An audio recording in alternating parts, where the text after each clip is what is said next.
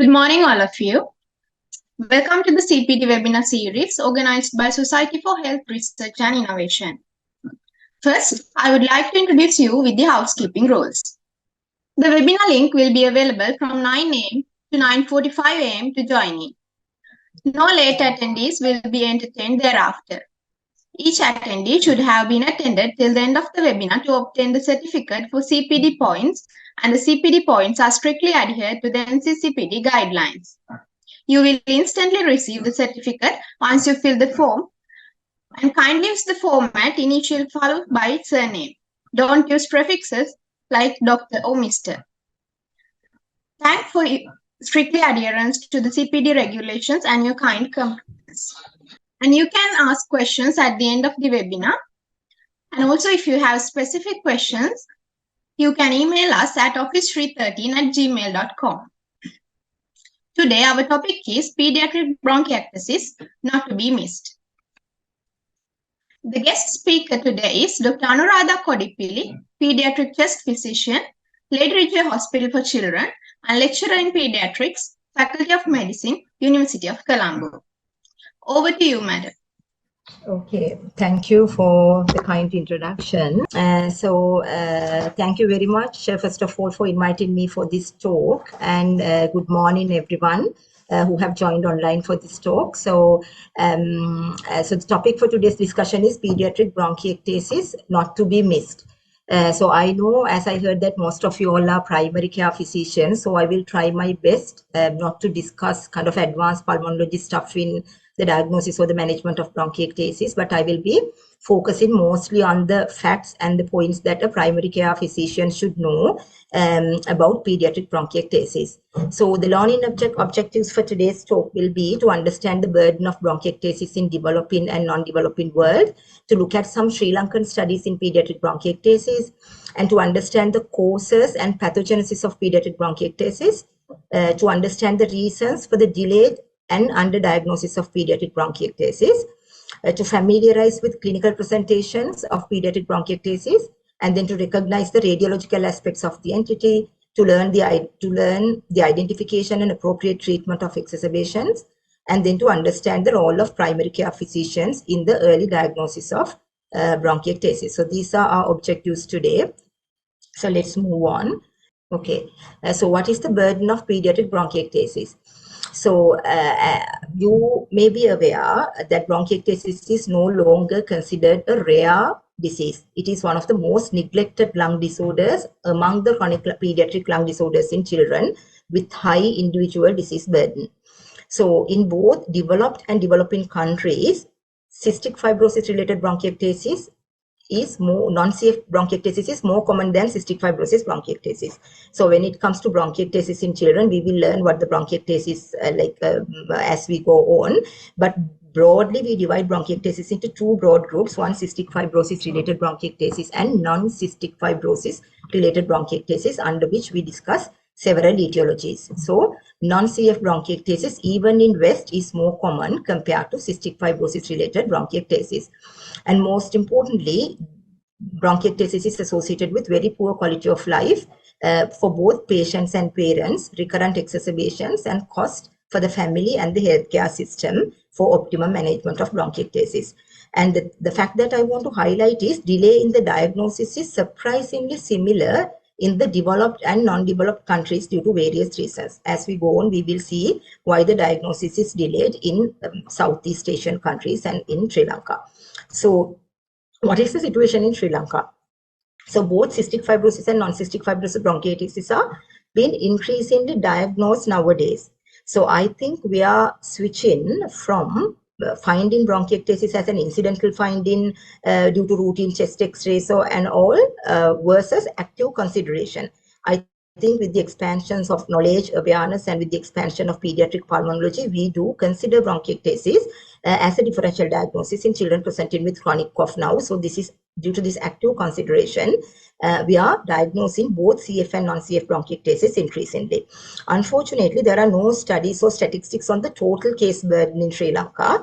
But we know there are some limited studies done in Sri Lanka. The diagnosis is often delayed until irreversible radiological changes develops, unfortunately.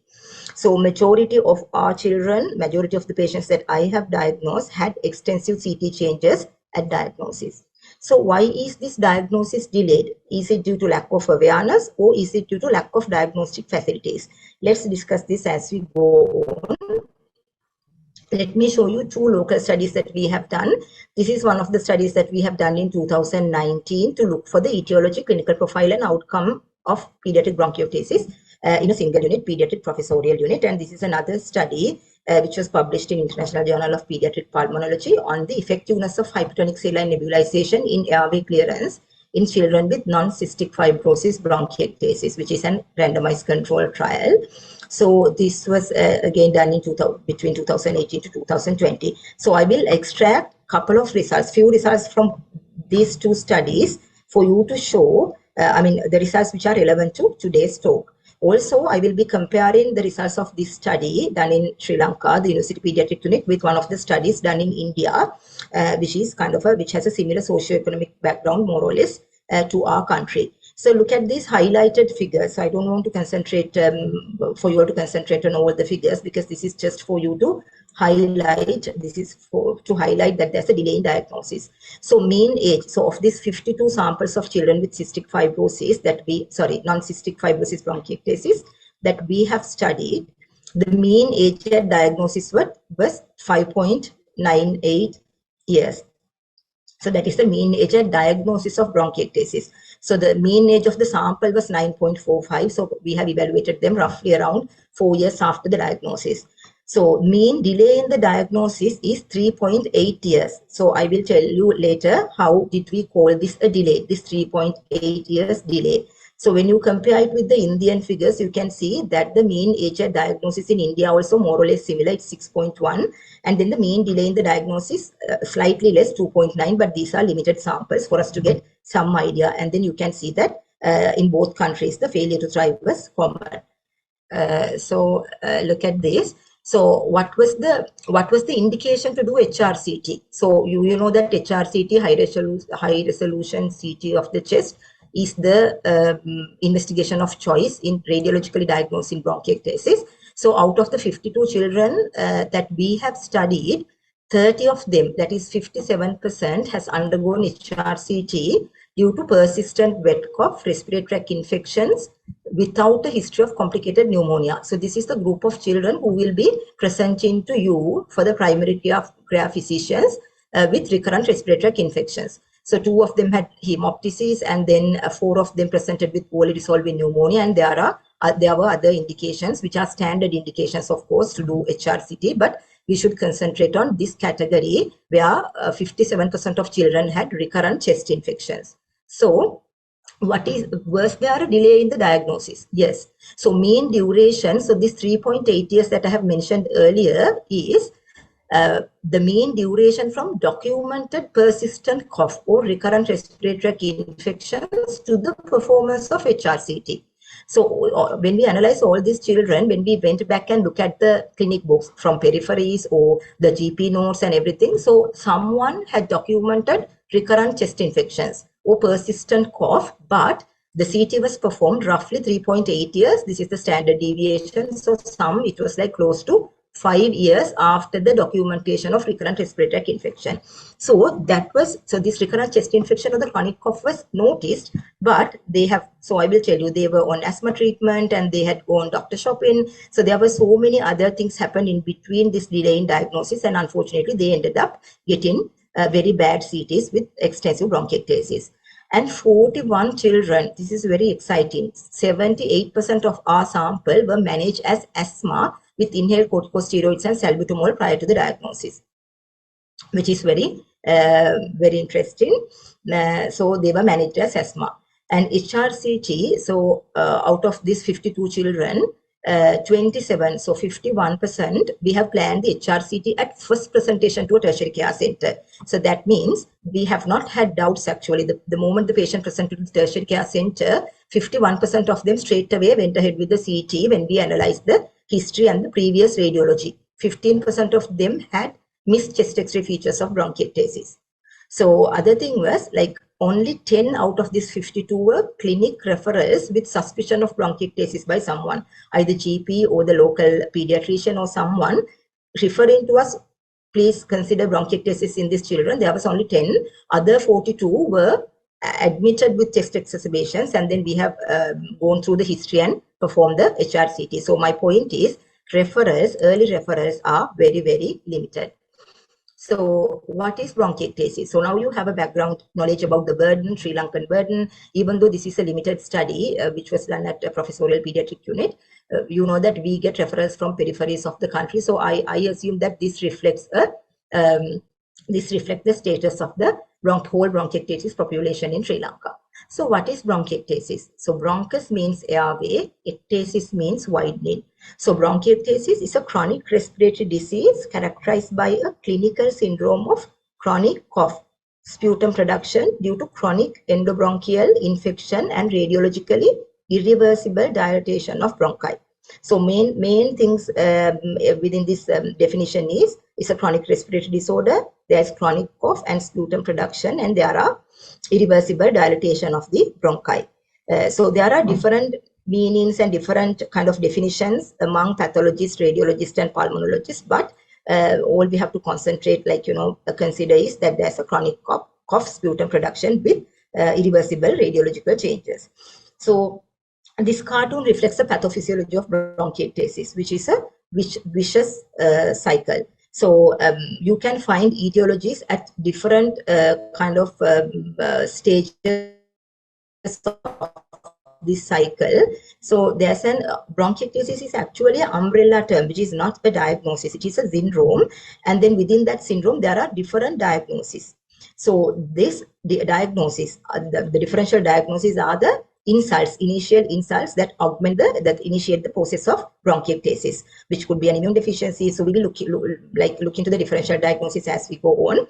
But due to an insult, there is chronic neutrophilic inflammation of the airway, and then with repeated insult, when the child is exposed to the same insult repeatedly, there is airway destruction and distortion leading to bronchiectasis. And when there is airway distortion and abnormal dilatation of the bronchi, I hope you can appreciate that there is abnormal mucus clearance, mucociliary clearance defects leading to stasis of mucus. When there's mucus stasis, it's a very good culture media for the bacteria. So different bacteria get colonized, causing endobronchial infection, which in turn increase the neutrophilic inflammation. So this vicious cycle goes on and on until you get irreversible airway dilatation and distortion. So this is the pathophysiology of bronchiectasis in a nutshell. Going back a little further, so there's this Reed classification who divides bronchiectasis into 3 different patterns. So these are like radiological patterns. If there is mild uniform airway dilatation like this, you call it cylindrical bronchiectasis. If there are focal dilated areas like this, you call it varicose bronchiectasis. So these type of histological changes, changes with different diagnoses and the type of insult, and then of course with the severity. So saccular bronchiectasis is balloon-like airway dilatations with more disruption of the lung parenchyma. So these are the basic pathophysiological forms. So we discussed about an insult here. So what could be that insult? So what could be the initial insult? Who is the culprit? Let's look at the differential diagnosis. So etiology of pediatric bronchiectasis, there are, as I have already mentioned, there are 2 broad divisions. One, cystic fibrosis related bronchiectasis. I will not be focusing a lot on this single entity because it's a whole kind of a different talk with mucus properties and specific CF related management. But you should keep in mind that cystic fibrosis bronchiectasis is increasingly being diagnosed in Sri Lanka, and it's a very important entity.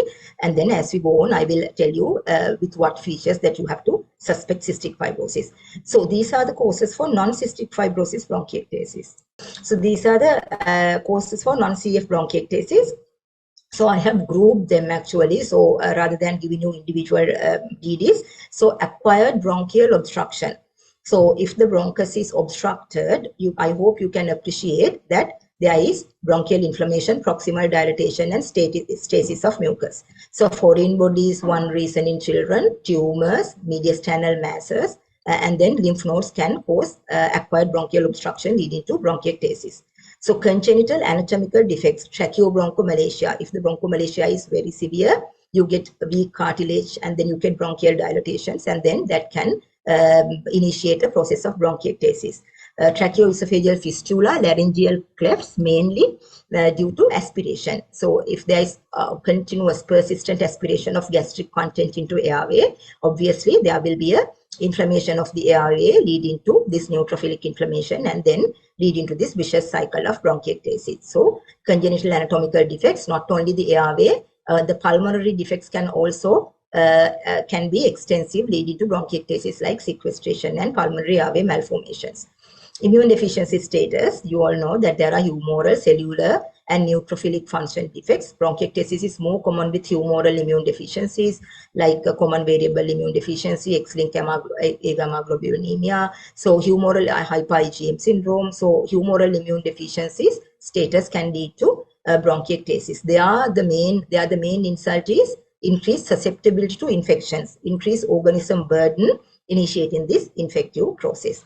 And then abnormal secretion clearance. Abnormal secretions clearance. There are two diseases, common genetic diseases associated with abnormal secretions clearance. One is cystic fibrosis, other is primary ciliary dyskinesia. And then repeated infections obviously can cause bronchiectasis. It could be tuberculosis, severe bacterial pneumonia, measles, and no viral infections.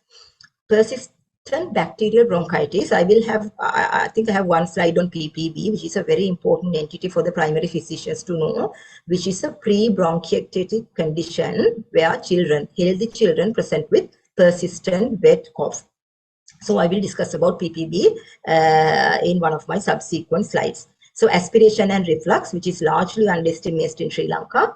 So there are many children with Solovin defect, severe gastroesophageal reflux, and those who get aspiration of the gastric contents leading to bronchiectasis. And there are some other disorders, bronchiolitis obliterans, allergic bronchopulmonary aspergillosis. You must have heard about this entity where aspergillus, there is allergic sensitization of aspergillus of the airway, subsequently leading to bronchiectasis. So these are the differential diagnosis of bronchiectasis. These things, I think I always tell that whenever I do a lecture, the main thing, any disease, you should have a set of differential diagnosis in your head for you to be a good physician. Because if you don't know when you see a patient, if you can't get a couple of differential diagnoses into your head, you can't actually manage, you can't plan your investigation, so you can't proceed further.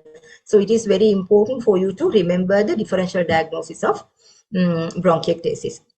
So this slide is on cystic fibrosis, just one slide. I'm not discussing cystic fibrosis in detail. So you know that cystic fibrosis is a genetic multisystemic disease, which is which is due to a mutation in the cystic fibrosis transmembrane conductance regulator gene, which results in abnormal iron and water transport across the respiratory epithelium cells. Not only across the respiratory epithelium cell, most of the membranes of the body can get affected. So you can see that there are different manifestations in different organs in cystic fibrosis. So this mutation of the gene results in very thick desiccated mucus, causing airway obstruction with very poor mucociliary clearance. And then the pathophysiology is the same as I have described earlier, which leads to bronchiectasis in children. So there are specific kind of mucociliary, like mucus clearance strategies, agents in cystic fibrosis, which I will not be discussing today. Because these disorders usually affect the entire airway, the infection and bronchiectasis tend to be diffusely distributed. This is important to know. If you see a child with diffuse bronchiectasis, usually PCD and cystic fibrosis are likely. And what is the Sri Lankan situation? So I told you that there was a delay in the diagnosis of 3.8 to like 5-6 years from the time of documenting recurrent chest infections or chronic cough. So is that the fault of primary care physicians alone? Is that the fault of, all those patients were not under primary care physicians. Of course, they were under different clinics, pediatric clinics, asthma clinics, but finally they ended up having a diagnosis of bronchiectasis. So number of cases are increasing and the diagnosis is delayed. Why? So I have listed few reasons for the delayed diagnosis in Sri Lanka. So we do not perform routine antenatal anomaly scans. I'm not sure whether we perform now, but I mean, I don't think in peripheries, most of the central areas we do perform anomaly scans, but in peripheries, all pregnant mothers do not get a routine anomaly scan. So your airway and pulmonary malformations could be missed, and they can present later with a significant insult to respiratory tract. And survival of neonates with complex neurological problems due to improved neonatal care. That is also very important. So due to very improved. So Sri Lanka is a country with we are so proud to tell our neonatal figures. We have a very good neonatal service and neonatal care. So most of the children with severe hypoxic ischemic encephalopathy syndromic children, they do survive. They survive and they are being discharged to the peripheries. But then in case if they default due to social reasons, then subsequent assessment of these children for aspiration and all that do not happen, so they can present with bronchiectasis. And aspiration is an entity which is largely underdiagnosed in Sri Lanka, which is a message that I want to give you all. So I would say that asthma is kind of overdiagnosed. So whenever you get a child with cough, you ask like standard set of questions. Is there eczema? Has the child got allergic rhinitis? Is there a diurnal variations? Because we give a lot of emphasis on asthma. Most of the CPD programs are on asthma. So GPs and the primary care physicians are like pretty sensitized to diagnose asthma. And then asthma is like kind of overdiagnosed. There's no harm actually. There's no harm, but the thing is, if you don't ask, so whenever you get a child with chronic cough, please make sure that you have the differential diagnosis in your head, and then you ask a couple of other questions as well. Is the child coughing with feeding? Is the child complaining of heartburn or reflux? So when is this cough worse?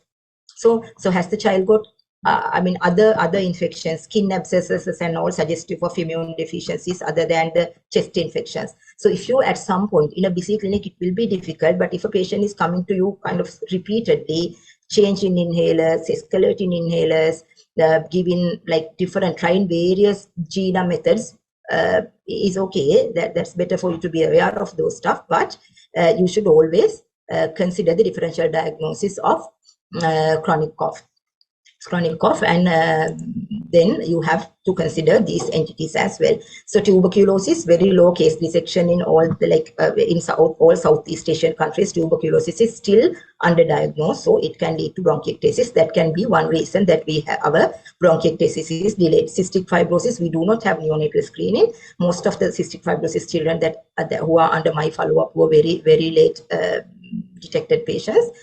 So primary ciliary dyskinesia, we do not have a kind of proper diagnostic facilities at all, and lack of awareness among primary care physicians I would list last. So that is one thing, but there are a lot of other reasons why bronchiectasis is presented late in Sri Lanka, and I assume these are the reasons in other Southeast Asian countries as well. So then, now that you know it is underdiagnosed, this is very important. When to suspect bronchiectasis in children? When should we suspect bronchiectasis? If you get a child with persistent, productive or moist cough almost daily for 8 weeks, so these are just kind of durations given in different guidelines, but you don't have to wait for 8 weeks if you have other suggestive features pointing towards a bronchiectasis or a chronic respiratory disorder. So persistent, productive cough or moist cough for a long duration without period of complete remission.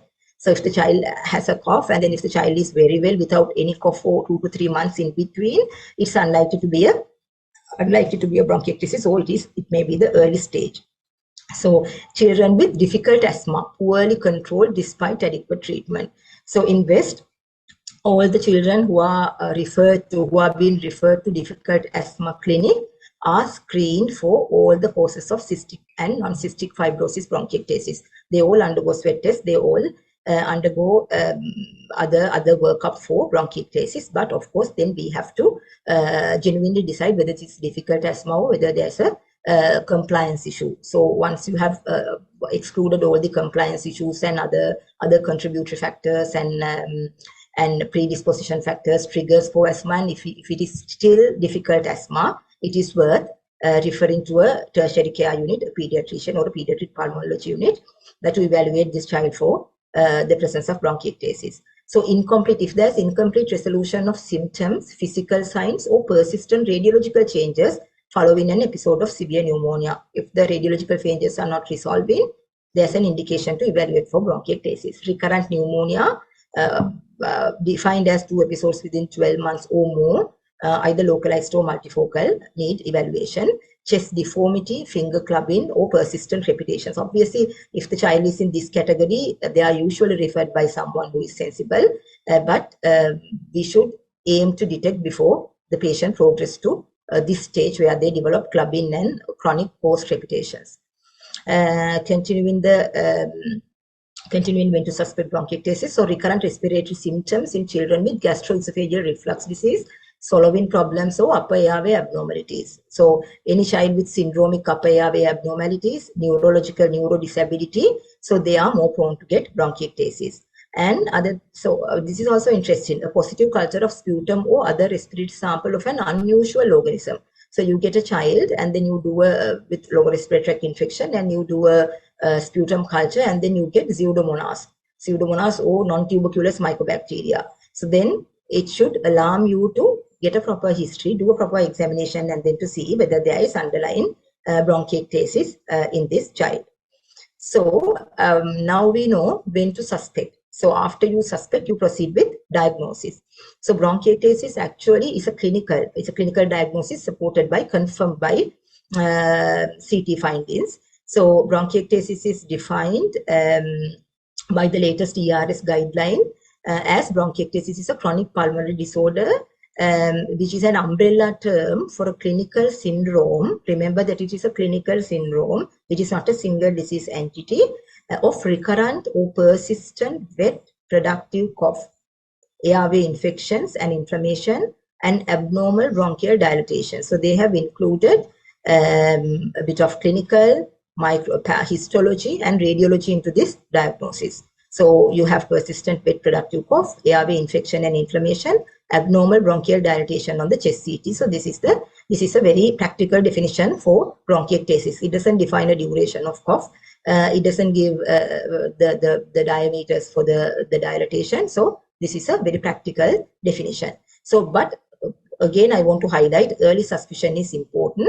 So no need to wait for a duration. No need to wait for a duration. To establish whether it is a chronic cough. If your history or the underlying diagnosis make bronchiectasis likely. If you get a neurodisabled child with a wet cough, and even if that is the first presentation to you, you can still suspect. If the child has been treated with decent courses of antibiotics in the past, you can still suspect bronchiectasis. So diagnosis of bronchiectasis.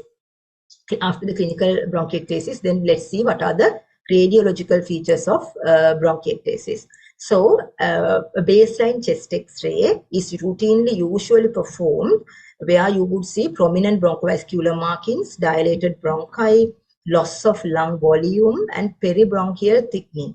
You don't have to actually be radiologist to read chest X-ray features of bronchiectasis, but it is very, very important for you to be a bit of familiar with bronchiectatic radiological findings, so that if you see a chest X-ray brought by a patient, maybe not ordered by you, you can have a look and see, is this the normal pattern? So this is a normal chest X-ray that you see. You can see the bronchovascular markings. These are the bronchovascular markings extending from hilum to peripheries. You can track your trachea, your carina, and then your main bronchi. And then if you see with a little bit of imagination, you can see upper lobe, intermediate, and all these bronchi.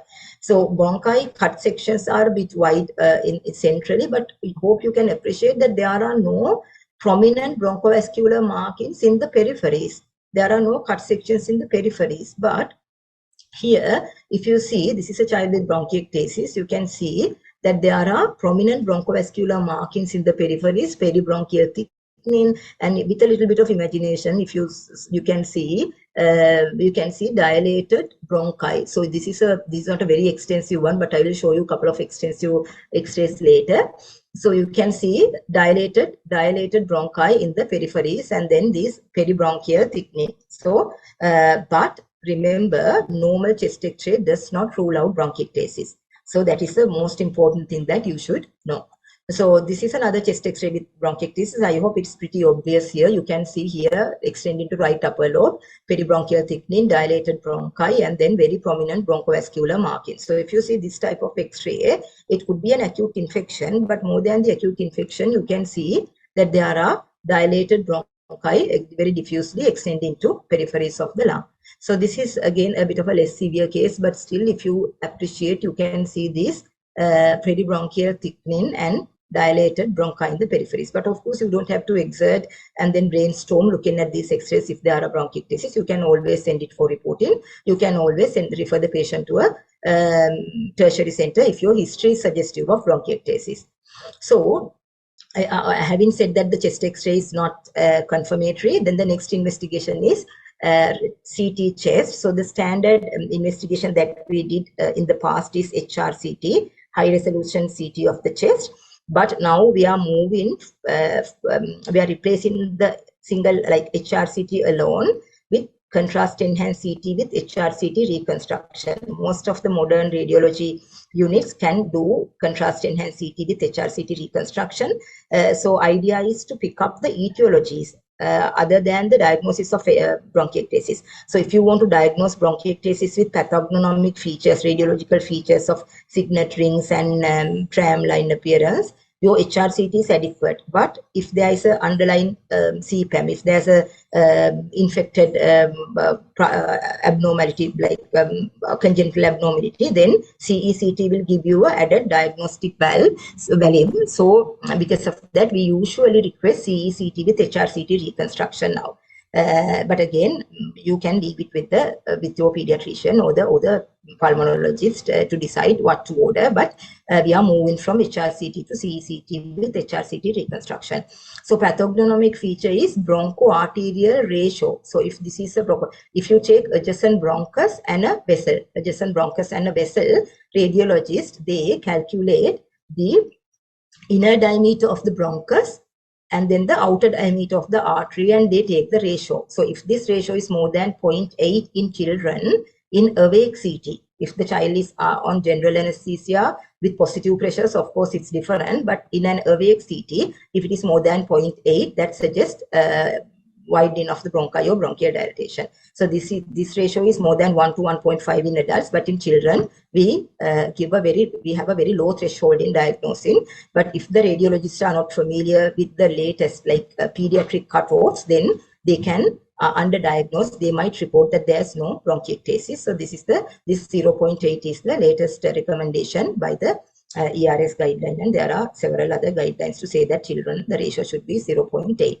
And so these are some, again, interesting pathognomic features of bronchiectasis. Signet ring appearance. So like when you see this dilated bronchi and the vessel, it appears as a signet ring on the CT. So this is a signet ring. So these are the classic signet ring appearance of bronchiectasis in HRCT. If you see this cut section, you should know these are like nice signet rings. And then tram tract sign is usually you see cut bronchi in CTs like this. So this is not always bronchiectasis. Centrally, you see cut bronchi, but usually they are tapering towards the end.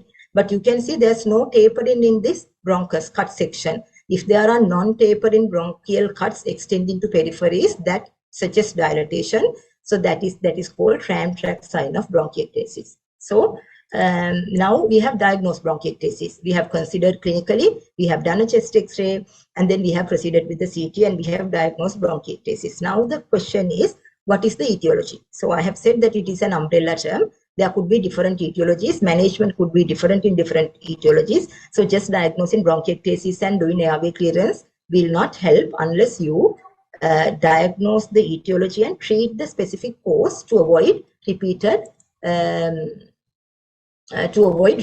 insult. For example, if there's immune deficiency, you might have to give immunoglobulin regularly to maintain a trough level of immunoglobulin to prevent repeated insult. If there's aspiration, you might have to go for alternative feeding methods like PEG to avoid repeated aspiration. So it is very important that we consider specific etiologies. So Cystic fibrosis, as I have mentioned earlier, if there's a consanguinity, if there's a history of meconium ileus in the neonatal age, and if there's history suggestive of malabsorption, if the mother says that the child is always like passing pale color stool, and then these are the questions that you can ask in your consultation clinics or private practice or in the hospital clinics. If a child complains of recurrent chest infection, it doesn't take a lot of time to like tick these boxes. So failure to thrive is common for all. And post-infections, if the child gives a history of bad chest infections. If a patient comes and say,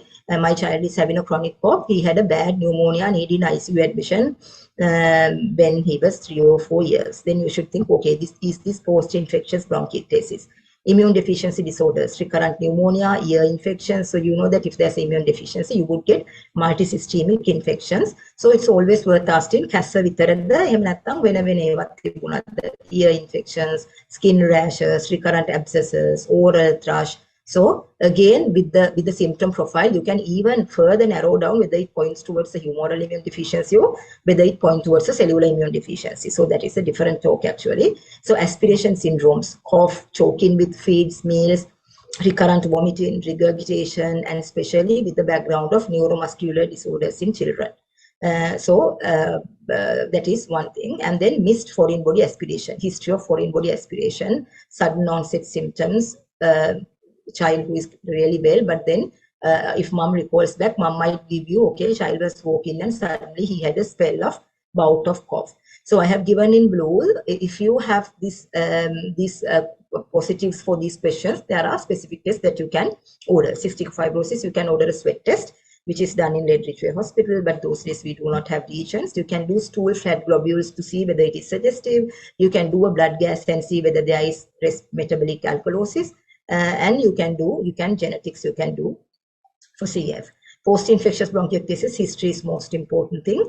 Immunoglobulins, immune deficiencies, you can send immunoglobulin levels, lymphocytic subsets, NBT test to a medical research institute. Aspiration syndromes, upper GI contrast and milk scans, those things are available at any kind of tertiary care teaching level hospitals. pH impedance, we do not do widely pH impedance in children. And then bronchoscopies for foreign body aspiration. So further, allergic bronchopulmonary aspergillosis, I told you about briefly, I mentioned briefly that this is allergic sensitization of airway with aspergillus. So this is very common in poorly controlled asthma and cystic fibrosis. So if you treat a child with asthma and if you're pretty sure that is asthma and your spirometry suggests asthma and the child has reversibility, full clinical profile of allergic asthma, but then child is not responding, then it is worth assessing for this entity called allergic bronchopulmonary aspergillosis with these investigations. Of course, if you suspect, you can refer the patient to a tertiary care unit. Tuberculosis, measles, you have to send sputum for TB studies. PCD, of course, as I mentioned earlier, we do not have specific diagnostic test, but then we can suspect. Usually in PCD, because of the genetic mucociliary defect, they present with symptoms at a very early age. They are tachypnic since birth. They have respiratory distress since birth. They have daily wet cough. They have chronic ear problems because this mucociliary defect is like, you find it everywhere. And then they find persistent rhinosinusitis, and they may have congenital heart defects and sinus abnormalities suggestive of Partington syndrome. So you can screen with nasal nitric oxide, but of course the diagnostic test for nasal scraping for electron microscopic studies of ciliary structure, we do not have those studies. Protracted bacterial bronchitis is actually a clinical diagnosis. So a couple of slides about protracted bacterial bronchitis, because this has become a very fancy diagnosis, both in developed and non-developed countries. I think this entity was defined somewhere in like 2015-16. So this is recognized as a common cause of isolated chronic wet cough in a child who is otherwise well. Who is otherwise well. So they cough, they are very well, very active, but presents with a very kind of a significant chronic cough. So cough get worse with position, and they sometimes can complain of shortness of breath on exertion. And on your examination, you can see they are very rattly rather than like having a typical wheeze. They are well and active. So the pathophysiology is that they can have common bacteria, H. influenza, pneumonia, and Moraxella catarrhalis are some common bacteria. In West, we do perform bronchoscopy and BAL to see whether we can confirm this organism, but it is not compulsory to do bronchoscopy and BAL. So these bacteria are said to be creating a biofilm, decrease in antibiotic penetration, and then subsequently leading to impaired mucociliary clearance and persistent wet cough. So the original diagnostic criteria defined by the European Respiratory Society were wet cough for more than 4 weeks, identified lower airway pathogens, but which as I've said is not compulsory, cough improving with antibiotic and absence of other etiology. So it's very important that you go through all the questions that I have mentioned earlier before you come to a diagnosis of protracted bacterial bronchitis. So protracted bacterial bronchitis, appropriate antibiotic therapy, either amoxicillin or co-amoxiclav, a 14-day course. Sometimes you might need a prolonged course. Sometimes there are instances that we treat them for 4 weeks. Usually treat protracted bacterial bronchitis, and then along with physiotherapy to eradicate endobronchial infection. So symptoms may be similar to asthma, but protracted bacterial bronchitis does not respond to bronchodilators. But however, PPB can coexist with asthma. So a positive response to full course of an appropriate antibiotic and the child returning to completely good health confirms the diagnosis. So you can read the ERS statement on protracted bacterial bronchitis in children for further details.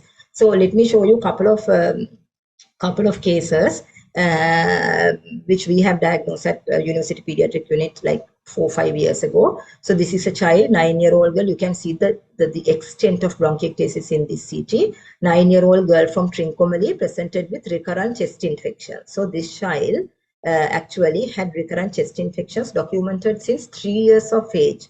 Was treated by multiple general practitioners, was under a pediatric clinic, unfortunately, but not with a regular follow-up. And then one pediatrician transferred with this chest X-ray, suspecting bronchiectasis. And then this child was evaluated, and the sweat test was positive, and it was cystic fibrosis, bronchiectasis. So you can see very extensive changes in this chest X-ray, the bronchial dilatations, and the CT is quite extensive, unfortunately. So this is again a 12-year-old boy who gives a history of complicated pneumonia around 4 years of age, presented with chronic cough and recurrent respiratory tract infection. Again, if you see this chest X-ray, if you I hope you can appreciate that there are, I mean, this resolution on the PowerPoint presentation is not very clear, but if you see the real X-ray, the moment you see the X-ray, you could appreciate the dilated bronchi extending up to peripheries here. And then this is the CT showing the signet ring appearance. That was not extensive as the previous one, and this was post-infective bronchiectasis. So this is a 11-year-old boy who had a previous diagnosis of common variable immune deficiency, who was on IVIG therapy, but never had a CT chest. Followed up at a tertiary care hospital in the periphery of Sri Lanka, presented with recurrent wet cough and wheeze, and he had a very bad pneumonia needing ICU admission. So the CT showed bronchiolitis obliterans with bronchiectasis. So this white and black appearance we call mosaic perfusion, typical to bronchiolitis obliterans. I'm not going to extensive like radiological features which are not relevant to you, but hope you can see that there is associated bronchiectasis. So now we have gone through the burden of bronchiectasis, why the diagnosis is delayed in Sri Lanka, the definition of bronchiectasis, the diagnosis of bronchiectasis, and the differential diagnosis, and how to suspect differential diagnosis in some of the cases. So let's focus on the management of bronchiectasis in children. So I'm not discussing management, each management step in detail because the management is usually done at a tertiary care unit or there may be doctors from tertiary care units or senior people, but I will quickly take you through the basic steps of or the goals of therapy. So the goals is you have to reduce the frequency and severity of exacerbation, which is the most important thing. You have to prevent further lung damage and complications, which is again a very important fact. You just diagnose, okay, this child has bronchiectasis, and then you can't just close the book. You have to continuously monitor, because some of the radiological features are reversible. So in bronchiectasis, there's this stage of reversible bronchial obstruction. If you administer very aggressive airway clearance early, and then if you do all the if you remove the insult and then if you manage them appropriately, then you might be able to reverse and then to give a child a very good quality of care, quality of life.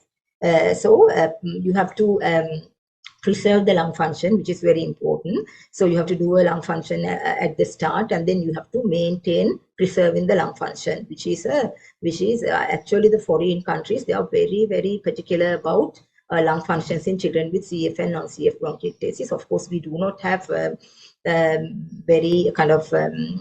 don't have access to lung functions, but spirometry is not a very complicated test. I think we will expand the services of spirometry in future. But spirometry is a test where you can do, when you admit a child with the bronchiectasis, you can do a pre-treatment spirometry and do a post-treatment spirometry, and you can see the improvement very clearly. So which is very, very beautiful to see that improvement after a nice course of antibiotic or a nice course of physiotherapy, inboard physiotherapy. So you have to preserve lung functions, facilitate normal growth and development, improve quality of life. So what are the steps? General measures: maintaining good hydration and nutrition. Nutrition is very, very important.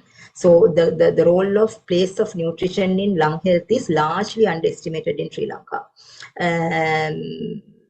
Which is one of the key messages that I want to give you today, because the moment you improve the nutrition and the BMI of children, their lung health, their lung functions become they become improved amazingly. So ideally, if they don't eat, if there are barriers for feeding, if there are mechanical barriers, if there are aspiration, or if there's anything, we should go for early alternative feeding methods. We are very reluctant to go for earlier alternative feeding methods. Parents are reluctant to go for NG feeds. But children with bronchiectasis, if they have neurodisability or if they are predisposed to recurrent aspiration, it is very important that you counsel parents and then to put them on either NG feeds or to go for gastrostomy feeding to improve nutrition. Number one, so there are two objectives. One is to prevent further insult, further aspiration. Second is to improve the nutrition. So hydration and nutrition is important. Airway clearance techniques and physiotherapy is the mainstay in managing cystic fibrosis and non-cystic fibrosis children. Ideally, we should do a practical session on airway clearance technique. So I will quickly give you the steps of airway clearance after this slide. Which is very important, physiotherapy and airway clearance. And you have to educate the parents and caregivers regarding the nature of the disease, which doesn't happen. So penahaluwala chronic ledak tiyenawa kiyala doctor kiwwa, so that's it. So it is very important that I always draw the diagrams. It is, and some if you ask, so have you ever asked your patients, children, the question, how many lungs have you got? Some children, they don't know. Some parents, they don't know. So some people, surprisingly, they can't answer. So that is completely, so there are different levels of education. So you have to draw the pictures and show you have two lungs, you have an airway, which is divided into two, and then there are these branches, and some of these branches are dilated, and there are bad stuff accumulating, and then this is what we have to do. That is why we want to do airway clearance. So that type of education is needed for parents. Otherwise, they would not understand the gravity of your advices. So with their busy schedules, if you give a pill, they would swallow. But if you ask them to do physiotherapy, they wouldn't do, because they wouldn't appreciate the important, and then the difference that it can make to the disease of their child. So prevention of infections and exacerbations, additional immunization. So prevention is important, treatment is important. So you have to prevent infections, you have to tell parents to wear masks, to give them additional immunizations like pneumococcal if they have not received, and then advise parents not to take them into crowded places. And so those are the important preventive strategies that you have to tell your parents. And regular sputum cultures, that is very important. So if a child with chronic cough comes to you, and if you can see that they are very, very productive, of course, in a normal healthy child who is having a productive cough, you don't have to spend for sputum cultures when the cost of investigations are very high these days. But if you see that the child is cachectic, and if you see that there are kind of a lot of suspicious things in the history, better to send a sputum culture for God's sake before you start an antibiotic, because that is very, very important. Because once you treat the patient, your sputum organism profile changes, and then sometimes you might know the real picture. So if you have a patient with diagnosed bronchiectasis under your follow-up, you should do sputum cultures at each exacerbation. And then prompt treatment of exacerbations is important. I will tell you what an exacerbation is in my next slide. And monitoring the lung functions with spirometry. Of course, you don't have to do it regularly, but at least once or annually, they should have a spirometry, more frequently depending on the condition. And the picture in bronchiectasis is mostly obstructive, but it may not be obstructive. It can be restrictive or mixed as well, depending on the predominant etiology. If the child has significant scoliosis and neurodisability, it could be restrictive. If the child has predominant obstructive component, then it could be obstructive. So it can be different. So the other steps in the management is inhaled corticosteroid is not routinely recommended in the management of bronchiectasis, but if they have a reversible airway component, which is shown in the spirometry, or if there's a clear improvement of cough with your bronchodilators, then you might as well prescribe inhaled corticosteroids. And then immune modulator therapy, macrolide antibiotics, which is azithromycin prophylaxis, which we prescribe 10 milligram per kg, 3 days per week, Monday, Wednesday, Friday. So that is for the immune modulator therapy. Usually this is prescribed at least minimum of 6 months, but you may extend if there's a clinical response and if you think that there is significant improvement in exacerbations once you put them on azithromycin prophylaxis. But you should not be continuing this lifelong. You can give a break when the child is well, when the child is free of organisms, you can give a break, because otherwise you develop antibiotic resistance. Prophylactic antibiotic for primary immune deficiency related bronchiectasis, you can give clotrimazole, fluconazole, those prophylaxis, and there's a place for surgical management in bronchiectasis as well. It depends on the extent or the location of your bronchiectasis in your city.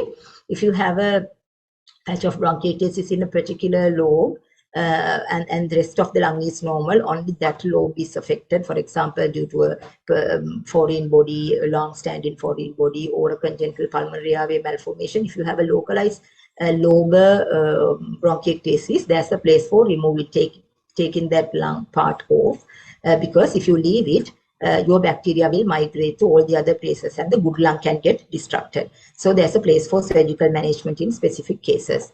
So what is an exacerbation? So this is important for primary care physicians. If you have a child diagnosed bronchiectasis, coming to you with a book or a label diagnosis of bronchiectasis, if the child has increased respiratory symptoms, predominantly increased cough, with or without increased sputum quantity or purulence. Some people come and say, sema vadi, sema kahapatai. So those are also features. But even without increased sputum or purulence, if the cough is worse for more than 3 days, you have to diagnose. An exacerbation. This is from the latest ERS guideline. So I think the threshold is, they have given a low threshold to diagnose an exacerbation. So you can see systemic symptoms, fever, fatigue, malaise, and changes in child's behavior may or may not be present. So you don't have to have fever to call it an exacerbation. And less common respiratory symptoms would be hemoptysis, chest pain, breathlessness in bigger children who can complain, and there may be these or may not be. So these features, you don't have to kahala ledana, papuridan mother, dyspnea, those things are not necessary for you to diagnose an exacerbation. So do not rely on changes in chest auscultation and chest radiograph to diagnose an exacerbation, as although important, these findings are not always present, because those changes can take some time. So early diagnosis and early treatment of exacerbation is important. That is why we have reduced the threshold to more than 3 days of worsening for you to initiate treatment. Blood markers like CRP, full blood counts have limited values. And presence of dyspnea in any exacerbation, if you see the child is dyspneic, increased work of breathing, hypoxia should be considered as a severe infection irrespective of the duration. So couple of last slides, basic steps in airway clearance. This, of course, airway clearance, there are, so the idea of airway clearance is, you know that in bronchiectasis, your peripheral airways are dilated, and you know that there are accumulated mucus which are very sticky, and then those mucus are like, fixed to adhered to your airway wall. So in your airway clearance, your first thing is you can give a bronchodilator and dilate your airways a bit to facilitate the airway clearance. So you give a bronchodilator therapy. This could be either nebulized salbutamol or inhaled short-acting bronchodilators. Most of the patients with bronchiectasis would have a blue inhaler. So you can say, okay, take 2 or 4 puffs of blue inhaler. So then you will dilate your airways before you start your physiotherapy. Then you wait for 20 minutes and use 3 to 7% of hypertonic saline nebulization, 4 milliliters. So the child should have a nebulizer at home to do that. So if you give nebulization, once you dilate your airways, your mucus are becoming less viscous. They are becoming less viscous and then easy to remove. So then that is the idea of giving 3% saline nebulization. I have given you one study that we have done, a randomized control trial on the importance of 3% saline nebulization, where we have proven significant improvement in lung functions following 3% saline nebulization in a cohort of children with bronchiectasis. So you do 3% saline nebulization, and then after that, you wait for 10 to 15 minutes. You wait for 10 to 15 minutes for that to act, and then you start your airway clearance procedure. In a small child who can't blow or who can't use PEP devices, the technique is, you must have seen the physiotherapist vibration and percussion techniques. So there are different techniques. So breathing techniques, and then manual techniques, assistant dependent techniques. So those are your vibration and percussion. And then there is this device dependent techniques. Let me show you a couple of devices that can be used. So this is called acapella. And there's a nice thing called aerobica. I have not used that picture. Your flutters, your vibratory jacket, and the bubble pep. This is what I use in Sri Lanka. This tube is actually a bit short, but you use a bottle. It's very easy to create a simple airway clearance technique device. So you get a mega bottle or a bottle, and then you can fill with 10 to 15 milliliters of soap water, and you can get this tube. This tube we usually give Eslon clear hose. Eslon clear hose එක අපි අම්මලාට කියනවා නූල් 3 clear hose එකක් ගන්න කියලා, about 1.5 to 2 meters. So it should be long. When it is long, it's easy to manipulate. It's easy for the child to blow. And then you know that the length of the tube, when the length of a tube is increasing, your resistance is increasing, so that it's difficult for the child to blow, and then the vibration created is more. So you use this bottle PEP device, and then you ask the child, so after your 3% nebulization, you ask the child to blow 10 times. Those should be long, prolonged expirations as much as possible. So child is blowing the bubble, and then that creates a vibration. And then now you have dilated your airways, you have made your mucus less viscous. And then when you vibrate, they are getting detached and they fall to the airway. So that is the idea of doing vibration. So if you have vibratory vest, which is available for children, complex children with neurodisability and all who can't blow in the vest, which shakes and then detach your mucus. And then next is huffing. Huffing is, hope you know what is huffing. Huffing is when you do, that is your huff. So if you do a huff, so your mucus is now fallen into your airways, that comes up to the upper airways when you do a nice huff. So if you ask a child to do a huff, sometimes they can't do it. So what we always ask is to give them a mirror and ask them to huff to create this nice vapor bubble, so that they would do huff. So you should know, you should tell them that when you huff, you should not do, not that, your mouth should be opened and you do a proper huff. So you do 3 huffs, and then you do 3 coughs to spit the sputum out. So this is a cycle of airway clearance. Even if you do vibration and percussion, if you don't have a device, if the child is cooperative enough, you can ask them to do huffs and coughs. So these 3 cycles, your blow in 10 times, blow in out to the bubble pep 10 times, huff in and cough in. This should be repeated 10 times. So 10 blows into 10, morning and evening, would give you a nice 2 sessions of airway clearance. And then if you are on a combined steroid or a LABA inhaler, you can use it at the end of the procedure if you are on that only. So, but you should remember that this is largely age and cognition dependent. The last slide, what is the role of the primary care physician in the management of bronchiectasis? So please consider bronchiectasis as a differential in children presenting with suggestive picture. Do initial investigations, get chest x-rays reported if it is doubtful, refer to a pediatrician or a pulmonologist. Pediatrician can manage bronchiectasis. So if you don't have to send the child from far away from Jaffna to a place where a pulmonologist is available, you can refer the child to a closest pediatrician. So they are very much competent in managing bronchiectasis. And then if they need, they would ask for pulmonology opinion. And follow up, identify exacerbations promptly. You know that how to suspect exacerbation now. And then that is because whenever they get exacerbation, they would first go to the primary care physician. So you should suspect exacerbation and then initiate treatment. And then you should decide whether the child needs an admission. And send sputum cultures at each exacerbation whenever possible. Low threshold for admission for IV antibiotics. If, for example, if the child has chronic organism profile. So I said that we have to do sputum cultures, and we always encourage patients to maintain their sputum reports in a separate book, which we call a sputum library. So they paste their sputum reports. So when they get admitted with an exacerbation, we look back and we treat them with the sensitivity of the last sputum culture. So with the IV antibiotics. So advice on the importance of nutrition at each visit.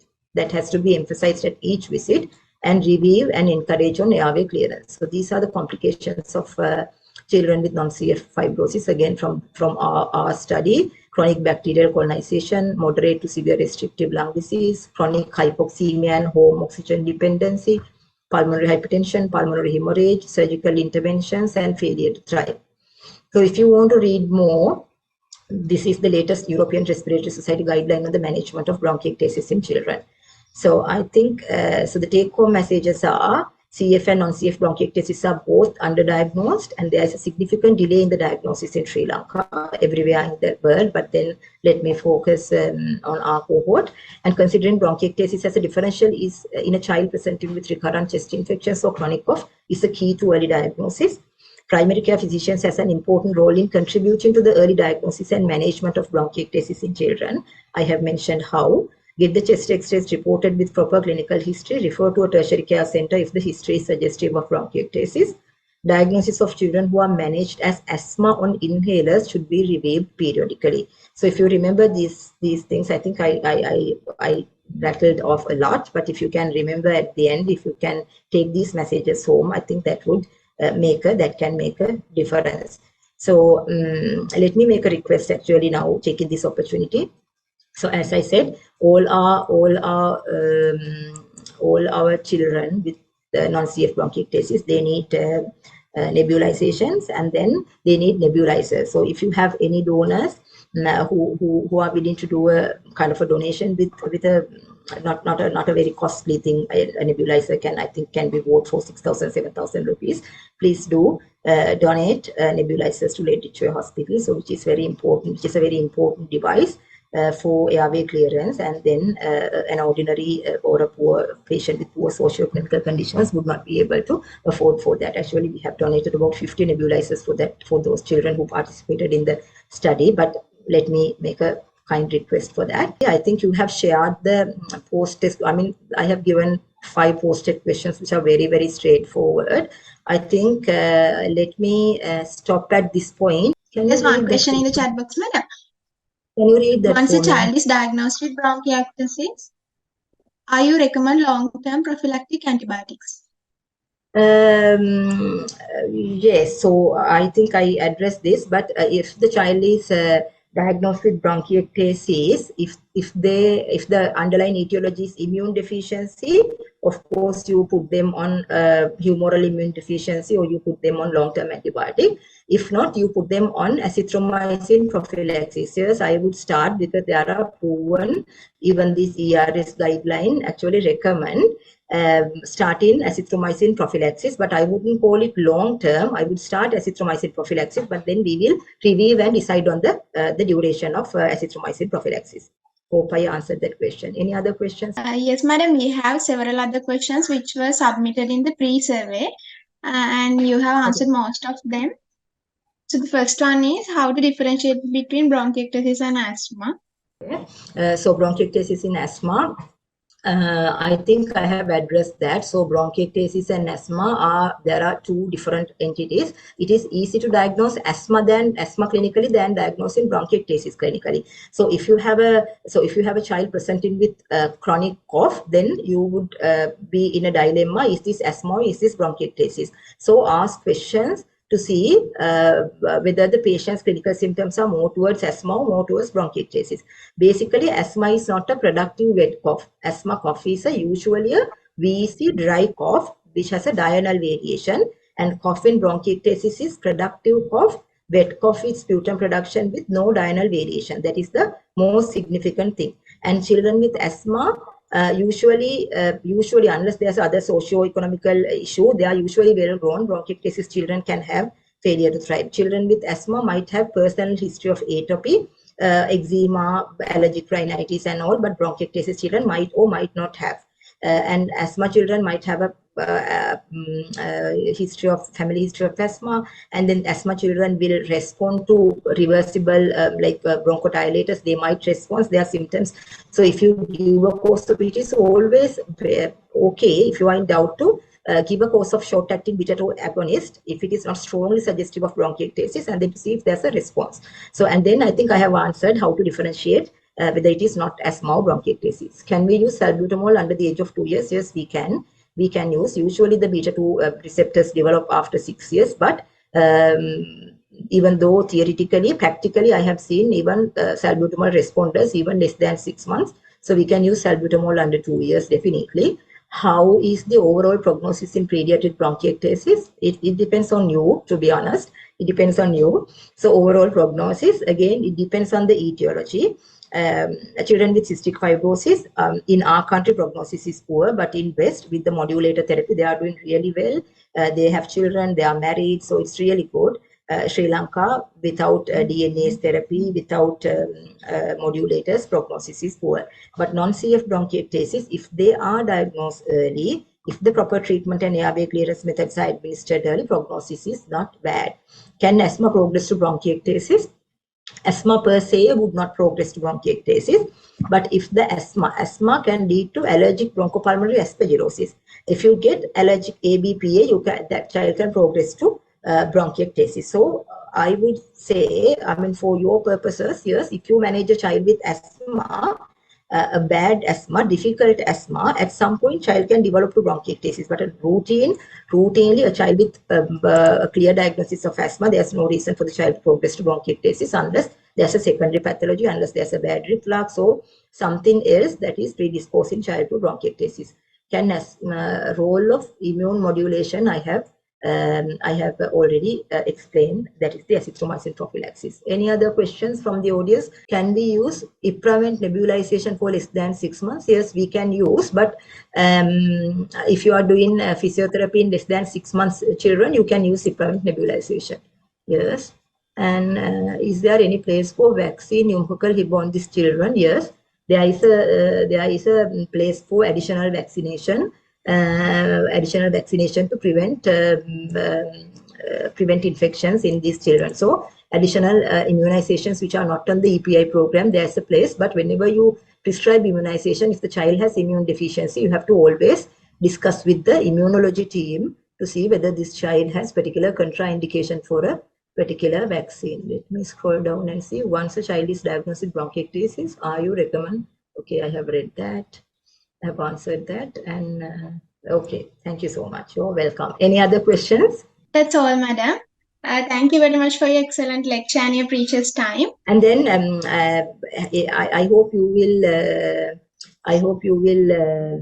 You can go through the questions. They are very easy. I think I have told a lot. I think these poster post-test questions are very easy. If you have questions about that, once you have done them on Google Form, you can always ask the Shri team, and they will, you can email and I can give you any further explanation. And if you have any patients to refer, or if you need any opinion, you can contact us. Okay, thank you.